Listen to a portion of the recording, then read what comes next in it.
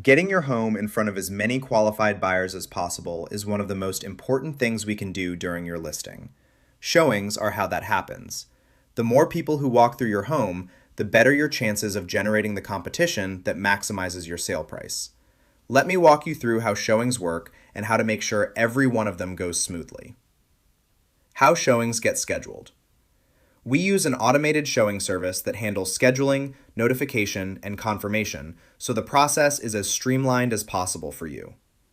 Showings can begin immediately after your listing goes live, or we can set a start date, like the first open house weekend, so buyers experience the home together and create natural competition before private showings begin. We will discuss which approach makes more sense for your situation before we go live. Once showings are active, buyer's agents request appointments through the service. You will be notified by phone call, text, or email depending on your preference, and you can confirm or decline each request. If you have a co-owner, both of you can be set up to receive notifications. Some showings can also be set to confirm automatically, which removes the back and forth and makes it easier for buyers to get in quickly. We will set up your preferences before the listing launches. Preparing for a showing. Every showing is an opportunity. Treat it like one. Before you leave, turn on the lights throughout the home. If you are able to, put on instrumental music or quiet jazz at a low volume. It creates a warmer atmosphere and helps buyers feel at ease as they move through the space. A quick pass to tidy up goes a long way. Buyers form impressions fast, and small details add up. Remove valuables before the listing goes live and keep them out for the duration. Jewelry, cash, prescription medications, and any other items you would not want a stranger to handle should be secured off-site or in a safe. Expect buyers to open cabinets, closets, and drawers. They are evaluating storage. That is normal and expected behavior. Personal items and prescriptions are a different matter entirely, and the safest approach is to remove them completely. Make sure the property is secured when you leave and confirm it is secured again after each showing. Your team member will coordinate lockbox access and confirm that agents are responsible for locking up before they leave. A few things worth knowing. Under no circumstances should a buyer ever be inside your home without a licensed agent present. That is not a guideline, it is a legal boundary.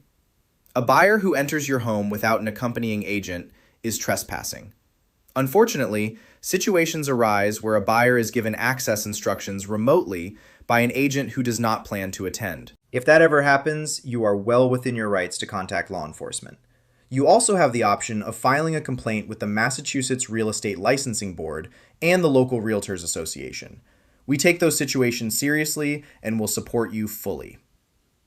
If your home has any recording devices, including doorbell cameras, security cameras, or any other audio or video equipment, Massachusetts law requires that we disclose their presence in the listing. Let your team member know about any devices so we can make sure that disclosure is in place before the first showing. Do not answer questions about the listing. This one matters more than it might seem. If you are ever present when a prospective buyer asks you a question about the home or the neighborhood, please refer them to your team member. Do not answer. Sellers occasionally share information during casual conversation that creates liability down the road. A common example: a seller mentions that the home falls within a specific school district. After closing, the buyer discovers the district lines shifted or the information was simply incorrect. That offhand comment can become the basis of a legal claim. The same applies to anything about the property itself.